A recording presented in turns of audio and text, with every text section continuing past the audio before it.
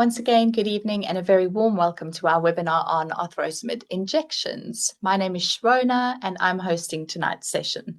I'm delighted to be joined tonight by our expert speaker, Mr. Raman Thakur, consultant orthopedic surgeon here at Bennington Hospital. We're also really fortunate to have as a guest speaker Dan from Contura, who manufacture Arthrosamid.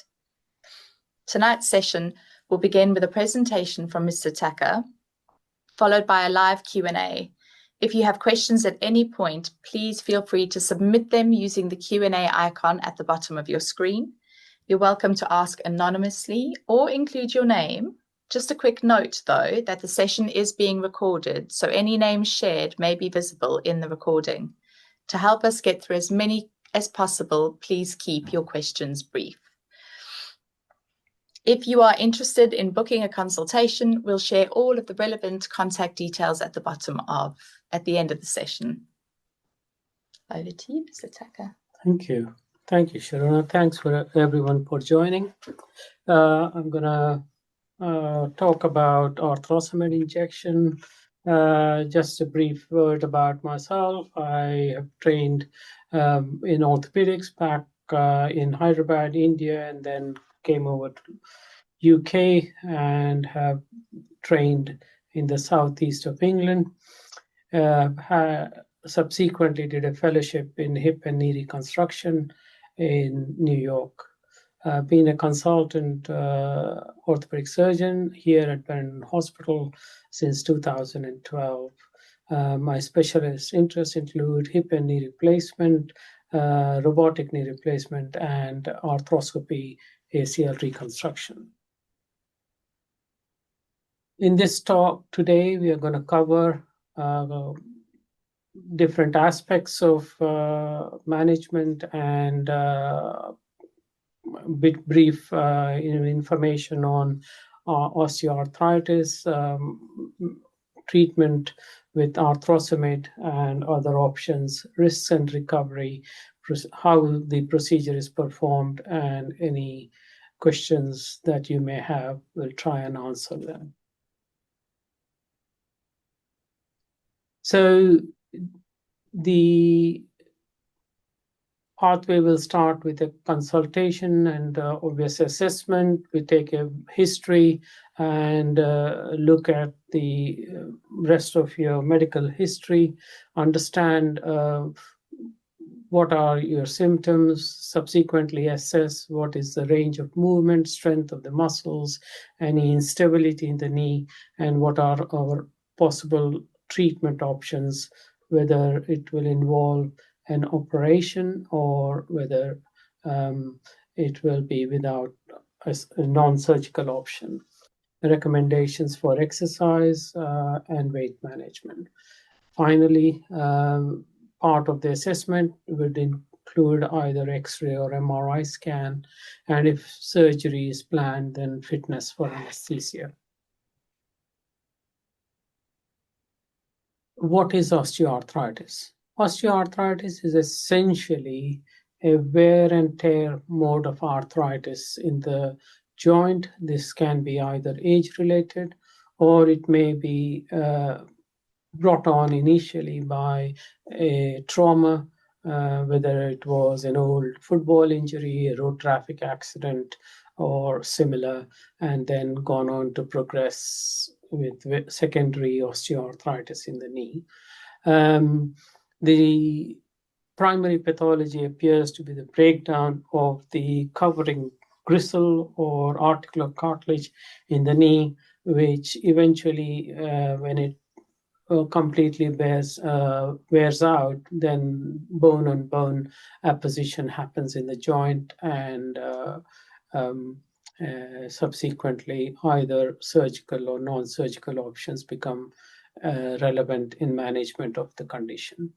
Usually presents with early morning stiffness and activity pain, and gradually worsening of symptoms with reduction in activities, gradually reducing walking distances, subsequently pain at rest, deformity, and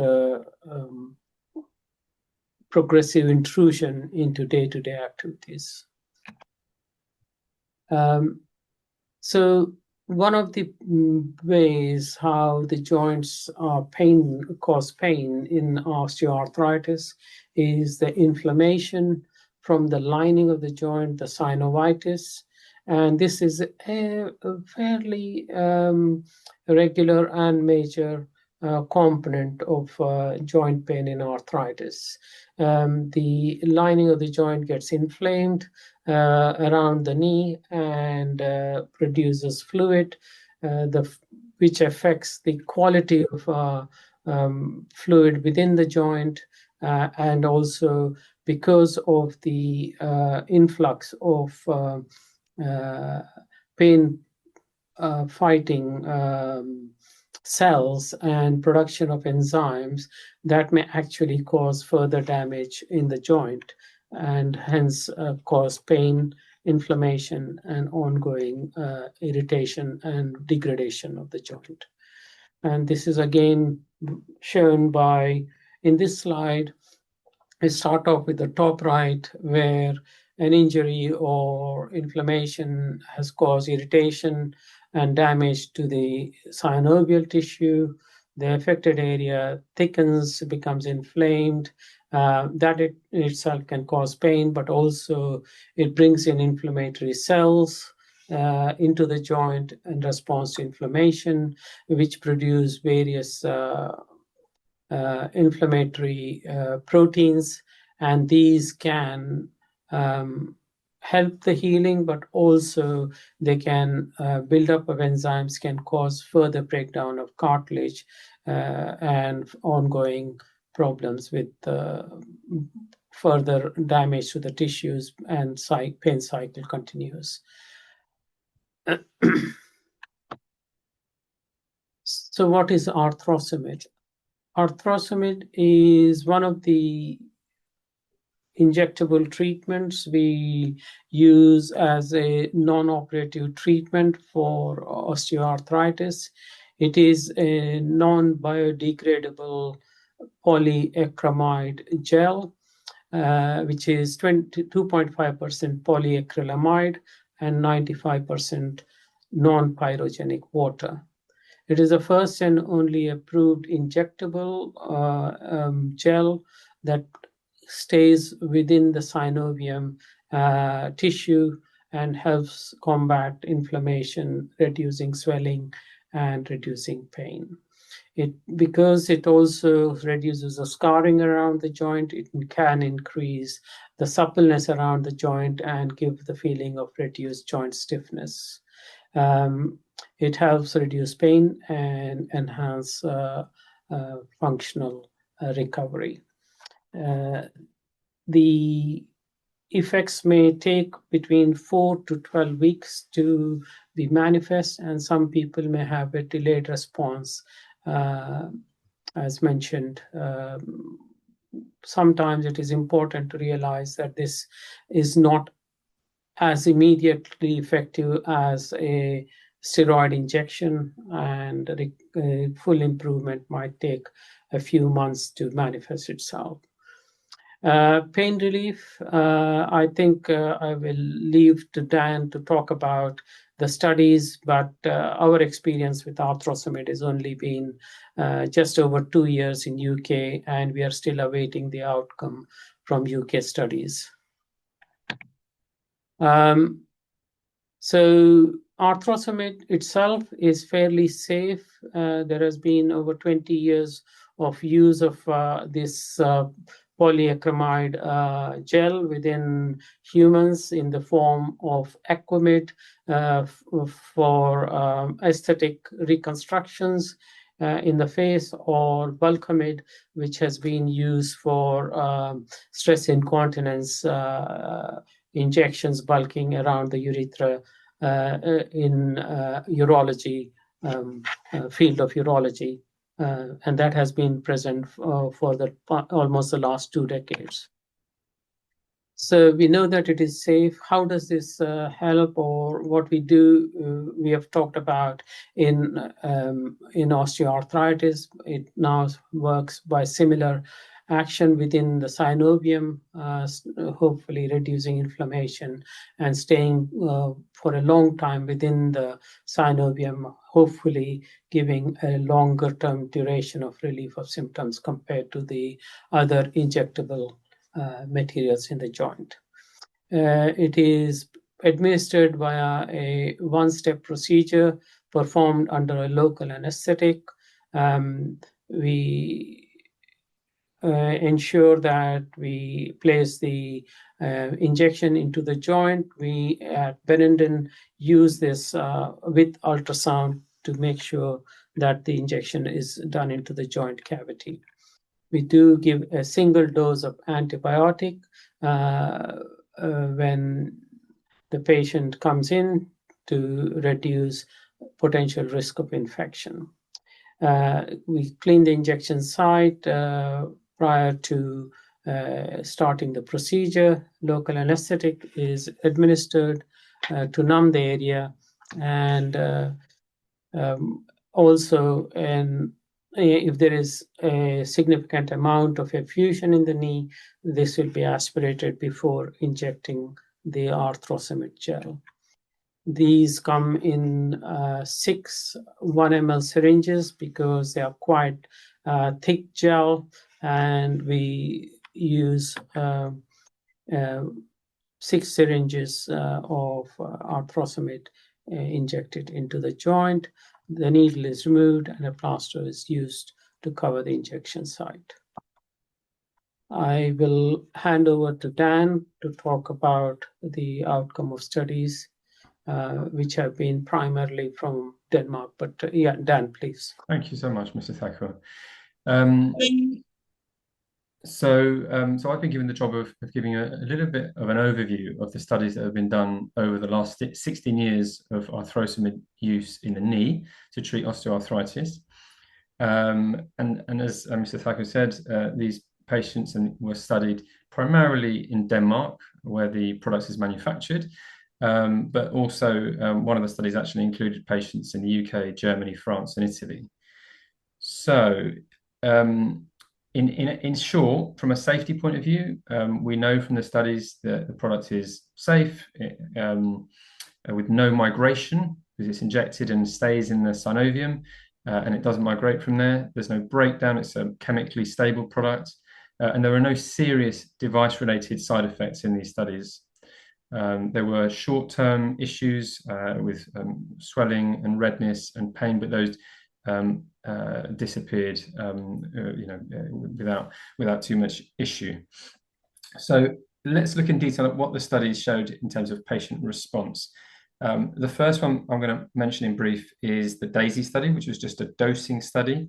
What the investigators wanted to know initially was what dose to give patients, what dose was most effective, and they discovered, this is the orange line here, they showed that the product worked, it reduced patients' pain, but the best dose was 6 mils. So that's why we ended up commercializing the 6 mil dose.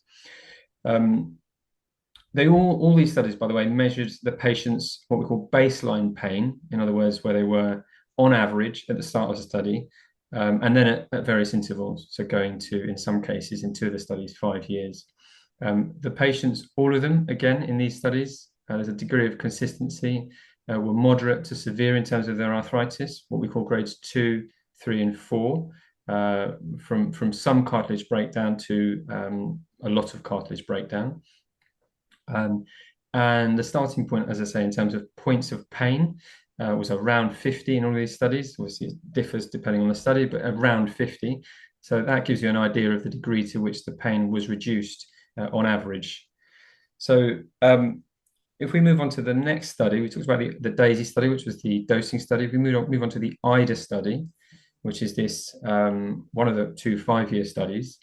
Again, you find that the pain reduces on average with these patients a little bit at the start. So at 4 weeks, there is some reduction in pain, but the maximum benefit is actually at 26 weeks, so 6 months in that case. And then it kind of pops up a little bit and flattens off.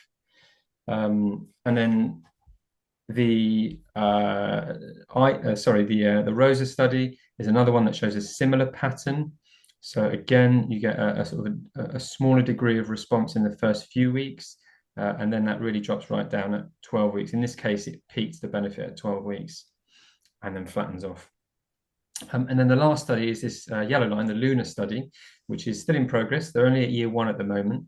And that is planned to stretch out to 5 years, and we fully expect that it will show the same, what we call parallel results. In other words, it will reflect the results of the other studies, and the benefit will be delivered to patients all the way to 5 years in those studies.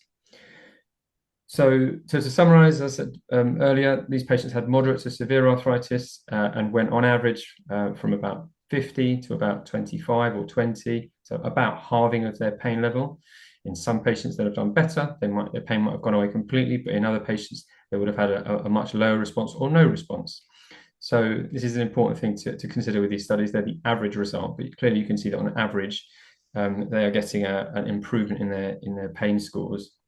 The other thing I would just say, just before handing back to Mr. Thakur, is that these studies are a really rich source of data and information and insight into who does well. And there are sub-studies that look at particular patient groups within the overall group of patients. But I always say that one of the most important sources of information when you're considering arthrosamid is your clinician, because they have results themselves and anecdotal and real world experience of the way that this product works in their patient group. So on that note, I'll hand back to Mr. Thakur and allow you to finish your presentation. Oh, and the only other thing to say is that I'll stick around. If anyone has any questions at the end on the studies, I'm happy to take questions. Thank you, Dan. Carrying on. So what are the benefits? It is a simple one-step outpatient procedure. There isn't a downtime recovery phase like after surgery. It has the potential to give long-lasting pain relief or reduction with a single treatment. It has been supported by 2 decades of data showing efficacy and safety in humans, not with Arthrosamid, but just the fact that it is a safe procedure. The drug is safe for human use. Following the injection, patients usually go to the ward for 10-15 minutes, and then, or if it is done in outpatients, can stay around in the room or in recovery area for about 10-15 minutes, and then can go. There is sometimes mild discomfort when the anesthetic wears off, and generally most people don't notice a lot, but can have swelling, a slight sensation of lumpiness in the knee, or mild pain, but usually which is manageable, managed with simple analgesics. One of the concerns with any injection anywhere in the body is infection. So obviously, if there is redness, heat, or swelling, worsening swelling, and difficulty to bear weight, then certainly infection has to be ruled out as an emergency. And sometimes if you can't contact anybody at Benenden, then it might be your GP or 111 if that is the situation, just to exclude an infection. And also as part of the treatment package, Contura do provide a rehabilitation guide for showing mild to more advanced exercises in a booklet, and it's also available on their website. Most people notice improvement in a few weeks, but generally by 12 to 14 weeks, the significant benefit is visible. And there have been people who have come back and said they have been completely pain-free from the injection, and I've had people who have come back and said their improvement has been 70%, 50%, or in a very small proportion come back and said it hasn't worked. So one has to see how it evolves for the individual. But in general, most people can get back to becoming more regular, normal activity over the first few weeks after the injection. As I mentioned before, and again, no serious side effects have been reported. Mild sensation of swelling, lumpiness, and mild pain initially, and safety profile has been alluded to before. Where Arthrosamid is not advised, if there has been recent knee arthroscopy or a steroid injection in the past few months, then certainly it would be advisable to wait. Previously received treatment with a different non-absorbable injectable, or there is a previous joint replacement, partial or total, then certainly this is contraindicated. Any disease of skin condition around the joint close by, or if there is clear-cut discharging pus or sinus in the body, then certainly it would be sensible to defer this until the infection is cleared. And patients with coagulation problems, blood thinners can be stopped for a few days before surgery, but if they have got uncontrolled bleeding issues, then certainly not advisable for injection. We have 7 surgeons who do Arthrosamid injection here at Benenden, and there are some patient decision support tools available to look at the data of different surgeons and hospitals on to help guide your decision on private healthcare information network, National Joint Registry, and Doctify review sites. Shall I hit the next one? Right. I think there is a patient video about their success following the Arthrosamid injection, which I will play now. I've nursed my husband through 2 knee replacements. That's enough to put anybody off.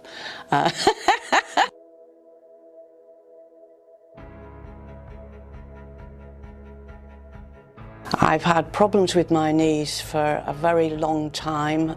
Some is inherited osteoarthritis, but I've also been very keen sportswoman, played lots of racket sports and golf.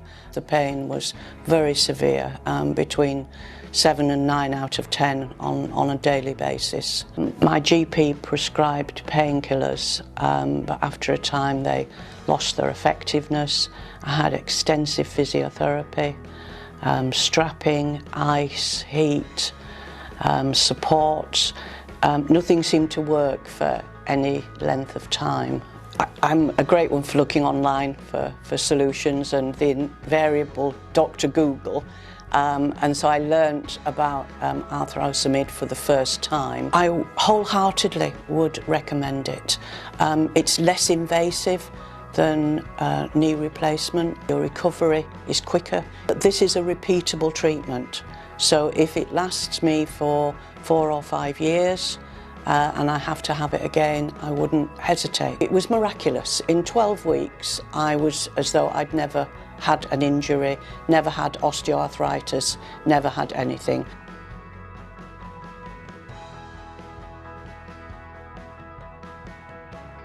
Expect anything up to 12 weeks to achieve full recovery.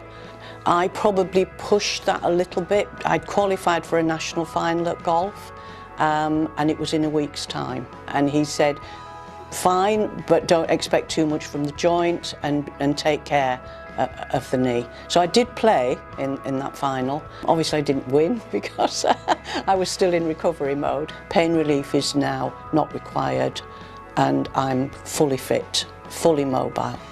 It's just like a new me.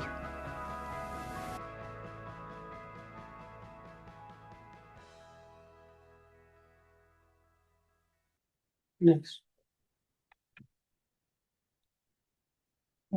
Lovely. Thank you, Mr. Tucker, for your talk. Very insightful.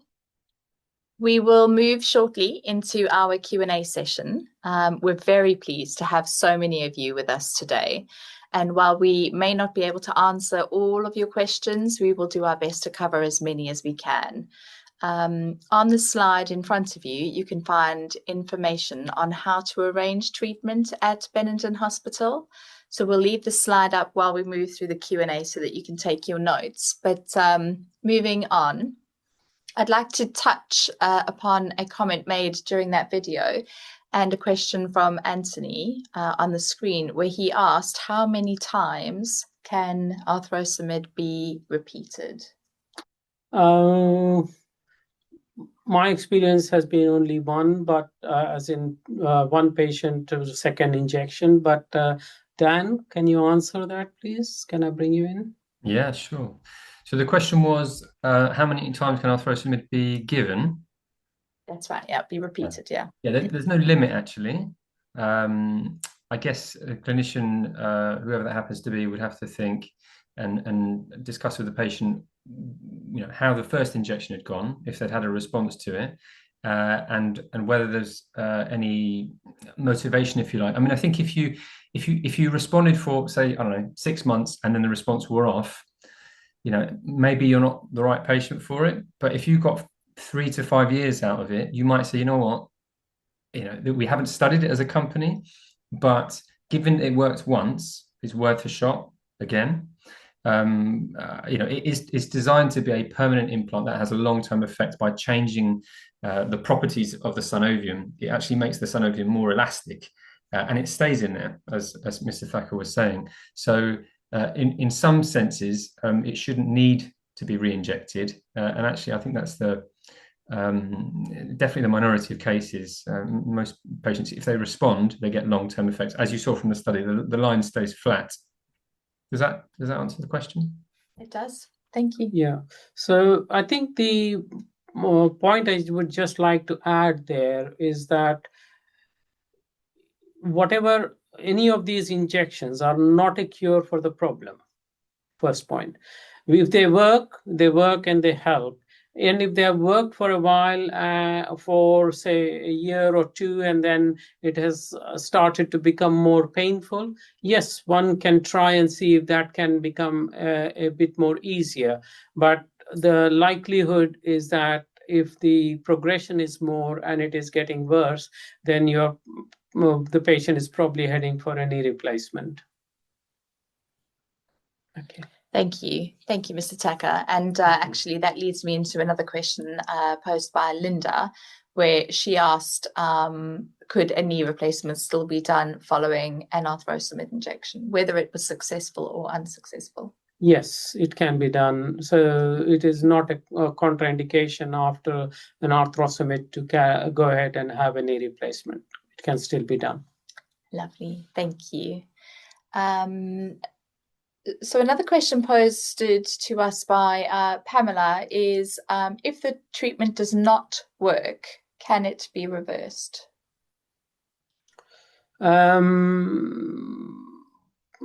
sure what is the question about being reversed. If we are asking, will the arthritis get reversed? The answer is no. If your question is that, okay, if the treatment doesn't work, then the options really are pain relief, carry on, if it is comfortable enough. If it isn't, then you're looking at a knee replacement. So that's what I would say. Yeah. So Jane asks, what is the success rate regarding a person's age? So she asks, is it more successful for people under 70 or over? So the studies that Dan has shown have shown that patients under 70 have got slightly better outcomes than over 70. Having said that, it is also important to understand how severe the arthritis is, how intrusive the symptoms are, and whether it is so generally when people have had arthritis for a long time, then the likelihood is that the arthritis is more severe, and therefore the effect may or may not be as good as if the arthritis was less severe in the joint.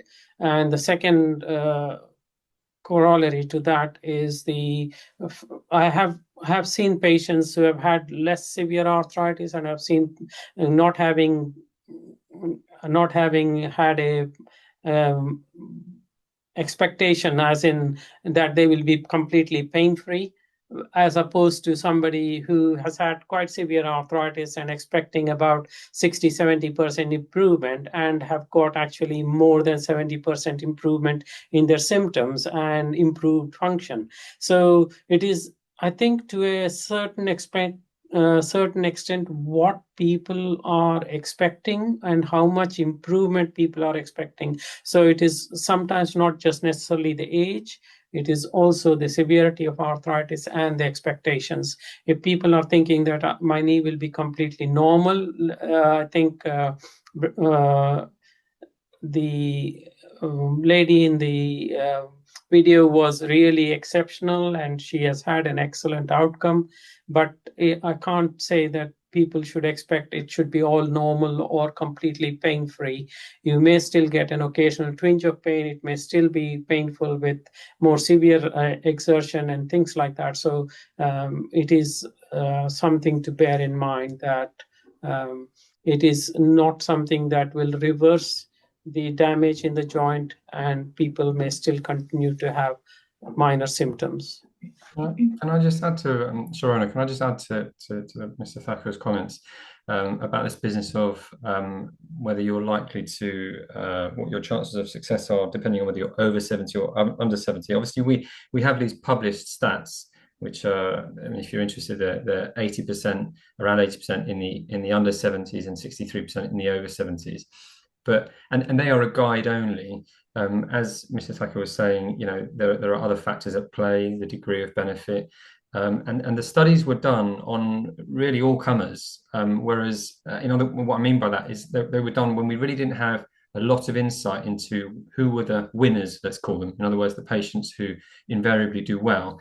But now, having been in use in the knee for as long as it has, and with clinicians like the Benenden guys who have been using it for a couple of years now, they can guide the patient in a slightly more accurate way. So, you know, it would not surprise me. In fact, I'm almost certain that the success rates are higher when you have an experienced clinician advising you rather than when you're looking at the study data. Just something to bear in mind. Thank you. Yeah, that's quite important to note. So somebody has asked us whether there are any restrictions to driving after treatment. And I suppose an extension to that would be, could you the following day, would you be able to get back to driving and going to work and going about your daily life? So in most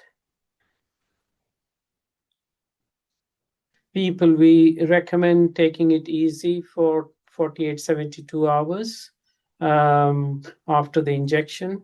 Having said that, if people have to go for a short drive, it is essential, they live alone and things like that, I don't think I would say don't go, but certainly it is not sensible for long drives I would advise just taking it easy for the first 3-4 days, and then gradually building up your activity levels.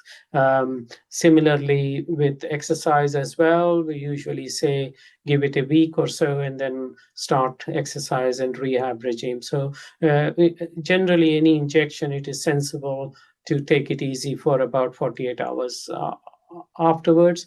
I have done injections here at Benenden for patients who have driven down and they have gone home after the injection. But I would generally advise that if you are trying something like Arthrosamid, giving it the best chance, it would be sensible to give it a day or two for the knee to settle down.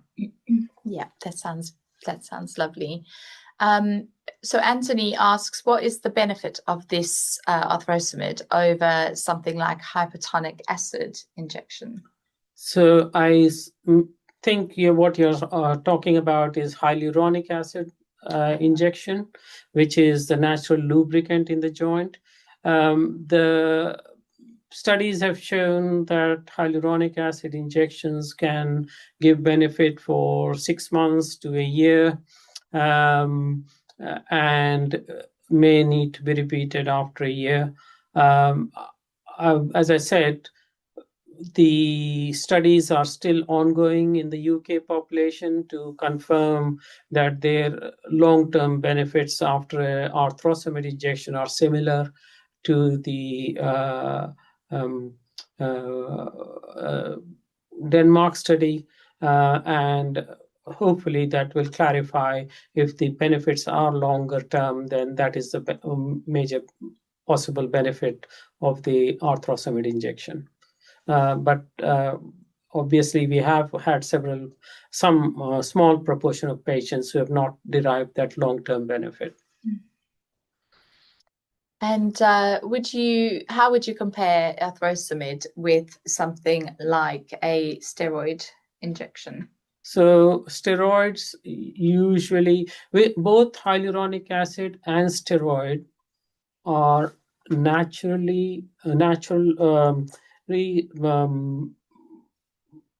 metabolized by the body and removed from the joint in time. So the steroid normally given stays only in the joint for about 3 months. What it doesn't mean is that necessarily the pain will come back in 3 months. The effect and the benefit may actually sometimes last longer than the 2-3 months the steroid actually stays in the joint.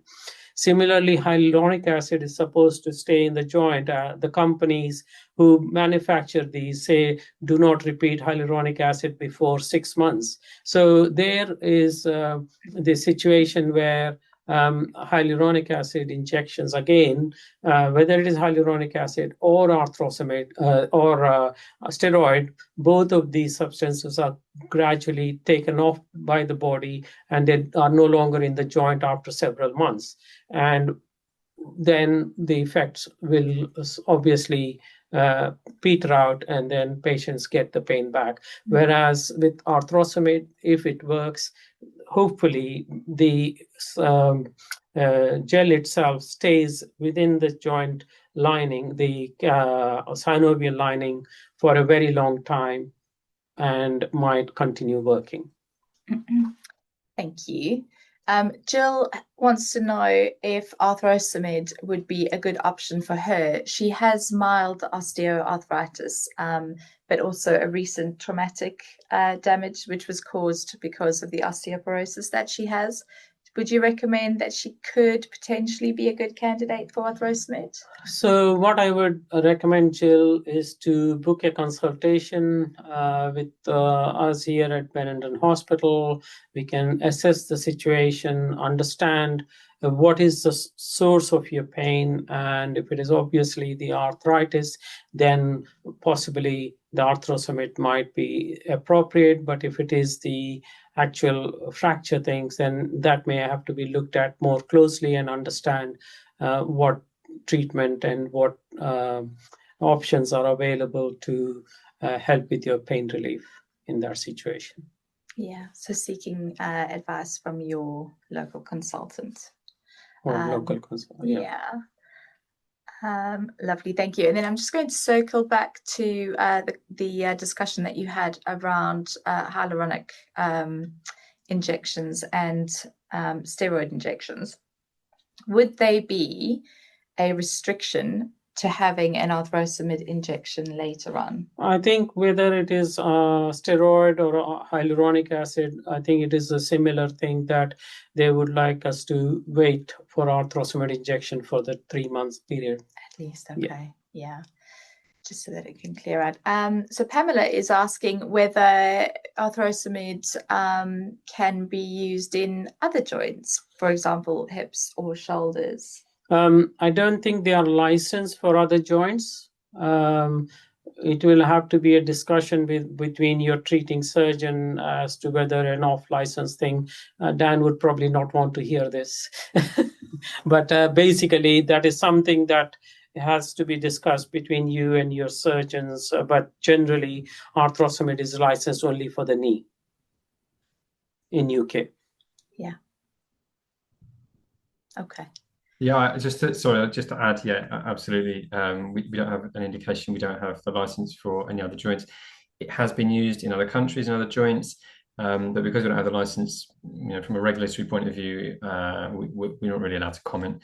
There's just not enough evidence for it. If there was evidence, then and it was good evidence, then we would obviously commercialize it. But it's just the knee at the moment. Lovely, thank you.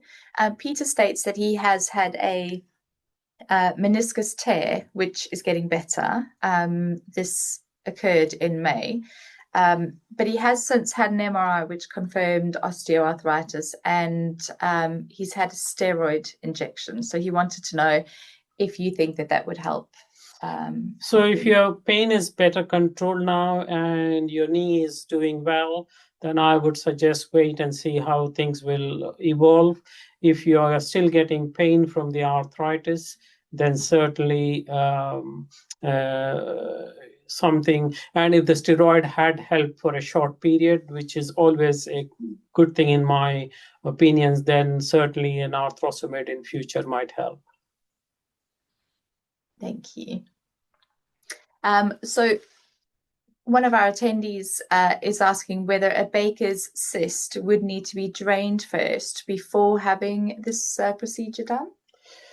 So Baker's cyst is slightly funny situation because it is usually the cyst itself is a reflection of the problem within the joint, as in a underlying condition like arthritis, a meniscal problem, or something going on within the joint. The problem with the Baker's cyst is that it is a one-way valve, and the fluid, once it is pushed out into the cyst back, it doesn't drain back into the knee. However, the fluid gets absorbed from the lining of the cyst wall itself, so it is not just going to stay there. So if the fluid production in the joint is reduced due to reduction of inflammation and treatment of or management of the actual production of the fluid within the knee joint, then the Baker's cyst will usually tend to resolve of its own accord. So it is not always necessary to drain the cyst. If there is persistent fluid production within the joint, then draining the cyst itself will not necessarily make a big difference, because that cyst will recollect, the fluid will recollect in the cyst. I hope I've clarified that a bit. Yes, I think so. Thank you. Thank you. Do extreme temperatures affect the quality of your recovery? So, for example, if you lived in a really hot or really cold environment, would that make a difference? So, arthritis per se, particularly osteoarthritis, has got seasonal variation. People have noticed that in a cold, damp scenario, the joint usually becomes more symptomatic, and people notice cold, damp weather with arthritic joints, and it is like having a barometer in the body. They have also noticed, incidentally, that if they have gone to Spain or Greece or somewhere in a warm weather, their joints have actually felt better and they were more comfortable. So there is certainly a variation with the arthritis itself, with weather and conditions. Yeah. Lovely. So we have a question here about the potential for a patient who is fairly elderly, who has had a partial knee replacement. The question is, would that person then be able to go and have an Arthrosamid injection into that knee, even though they've had a partial replacement? I believe that is a contraindication for Arthrosamid injection. So unfortunately, no. Sorry, I missed that question. Was it just the patient's had an had a partial knee replacement before? I mean, whether it be partial or full, as soon as there is a permanent implant in the knee, essentially you can't treat that knee with Arthrosamid. Okay. That's a contraindication, definitely. Thank you. Thank you. Would you also need to have a prior analysis of the knee before treatment? So would you need to go and have an MRI or a scan? Usually we do an X-ray, and if that X-ray confirms arthritis, then we don't need to do any scans. But obviously, if there is a concern that it could be a meniscus or something, then we may get a scan to look at things a bit more closely before we recommend Arthrosamid. But generally, if the X-ray shows significant arthritis, then we tend not to do a scan. Okay. Yeah.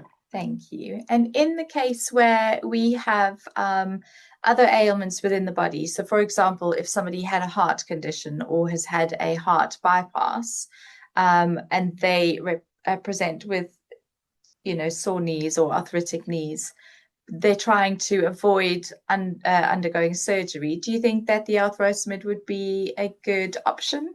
I would certainly advise an assessment. Come and see one of our colleagues and have a consultation. And if the needs meet the criteria, then certainly something worth trying, because your dad is not in a position to undergo a major operation at the moment. So it would certainly be something to evaluate and see whether he would be suitable for an Arthrosamid injection. Thank you. And off of the back of that question is one about a BMI and a threshold. Have we seen that there could be a threshold where Arthrosamid becomes less effective if somebody has a higher BMI? It hasn't been studied as a entity. It hasn't been looked at. But in general, if you have damage in the joint, you're putting more pressure, you're going to progress the arthritis much more faster if your BMI stays high. So it would be advisable, even with improved condition with Arthrosamid, to ensure that the BMI does come down for having long-term benefit. Thank you. And will having an Arthrosamid injection, will it slow the worsening of the arthritis that is in the knee? So that is a very good question, because one would expect that if the inflammation in the joint is less, if the inflammatory enzymes and byproducts are coming less this thing in the joint, hopefully it will slow down the progression of arthritis. But that is again a feature that has not been part of any of these studies. So we don't know, but it will be something I'm sure will be looked at. There is a study I know that is happening in UK, looking at the inflammatory products. But Dan, is there any update from there at all, or is it still ongoing, awaiting results? Sorry, I was just answering questions on the Q&A. So you were asking about treating rheumatoid arthritis. There was a study looking at the inflammatory enzymes and studying on their levels and things in osteoarthritis and arthrosamid Yes, injection. yeah. So that's the study done by Oswestry, Paul German and Professor Martin Snow. So they took samples, and I mean they haven't published the results. That's no problem. So it's difficult for me to So it comment has not too been much. published yet. No. So best I just So stay it away hasn't from come out yet, but hopefully something might come out from that study. We are awaiting. We are looking at various things are being looked at, but we don't have answers yet. Thank you. So Jennifer doesn't have a lot of pain, but she has swelling, which she thinks may be excessive fluid. So she'd like to know whether she should be considering Arthrosamid as a treatment to help increase the range in her mobility on her knee. I would be, Jennifer, it will be difficult to say without an assessment. It does need to confirm that it is osteoarthritis. And if that is the case and you are getting some symptoms, then certainly worth looking at options and see what treatments have you had and how effective they have been. Have you had any benefit with anti-inflammatories in terms of swelling and things? So it would be different things to look at and understand what is causing the swelling, and therefore whether Arthrosamid would be of help and benefit in reducing that swelling. Lovely, thank you. Kevin seems to be considering an arthroscopy to trim the cartilage in his knee, and he's asking whether Arthrosamid treatment compares to the arthroscopy that he may look at doing. So I think the trimming of cartilage, by that I understand you have got a meniscus problem. So if you have got a meniscal issue, then it is not necessary. The Arthrosamid may not be the right treatment for it. It is primarily for the osteoarthritis.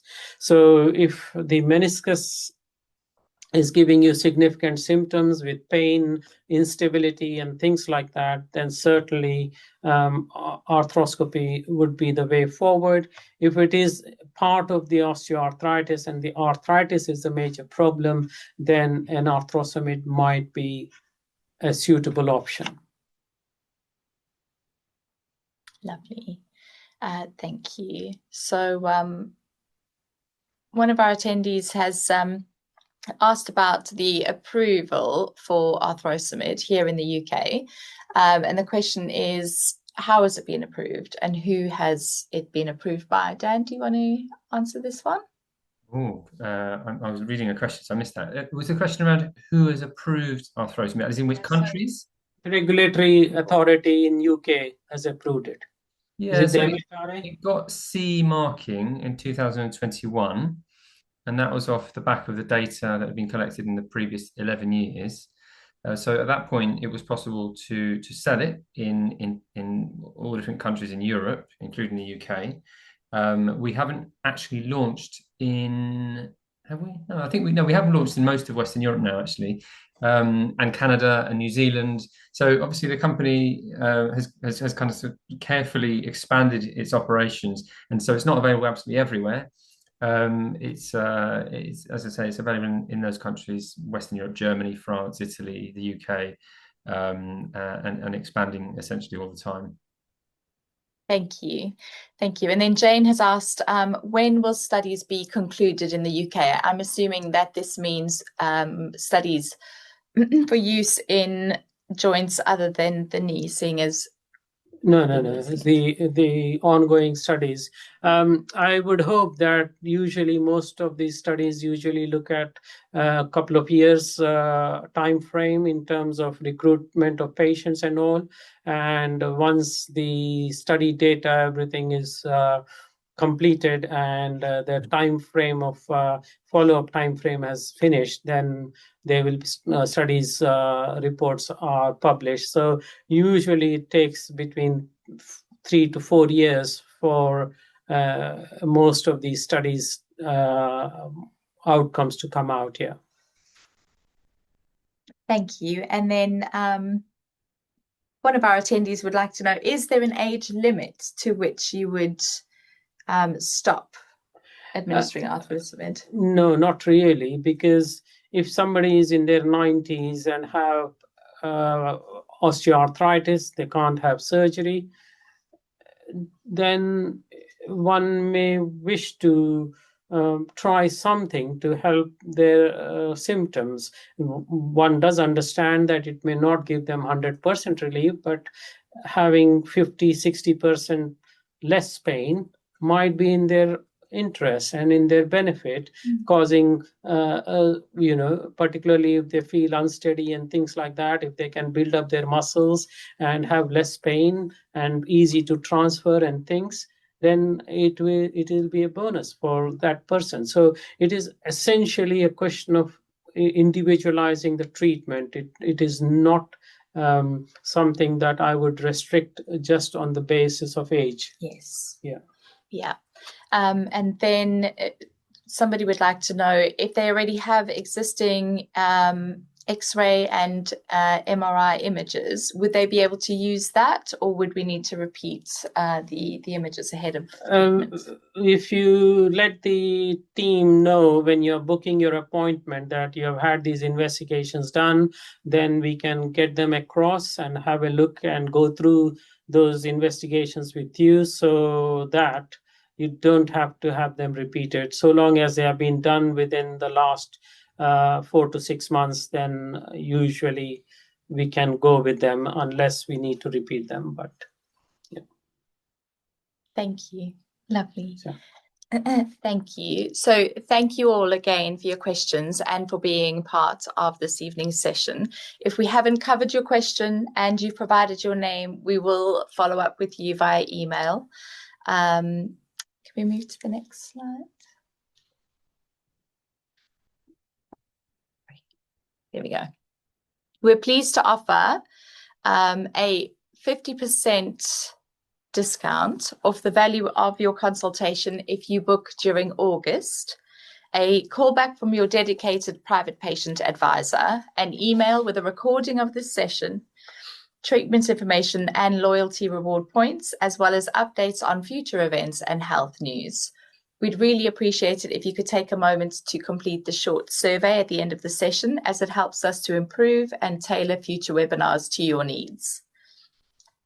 If you would like to speak to someone to book your consultation, our private patient team are available now until 8 p.m. this evening, or from 8 to 6 Monday to Friday and 8 to 4 p.m. on a Saturday.